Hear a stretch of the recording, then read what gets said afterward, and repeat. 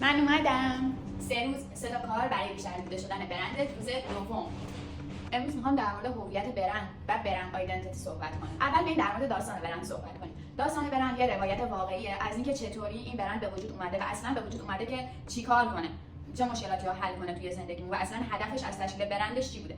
مثلا کوکاکولا اگر دقت کرده باشید توی تبلیغاتش همیشه اون کسی که داره اهواز انقدر گرمه که گوشیم هنگ کرد، خب داشتن میگفتن که هر کسی درد قوطی کوکاشو باز میکنه معمولا با شادی و خنده توی تبلیغاتش این کارو انجام میده که در واقع پیام این برندم همینه، لحظات مشترک و یک لبخند واقعی با عزیزان.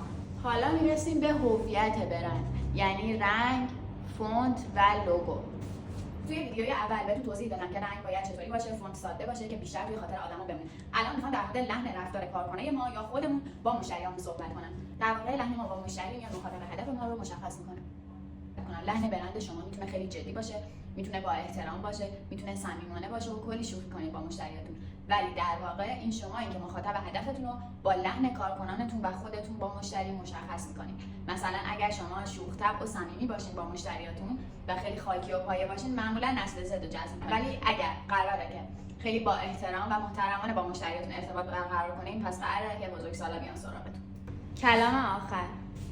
حرف آخرم اینه که برای برندت یک ارزش گذاری کن که اینکه برند تو پشت چه ارزشی ایستاده. یه مثال خیلی ساده هم بخوام برات بزنم، یه سری برندهایی که سازگار با محیط زیستن.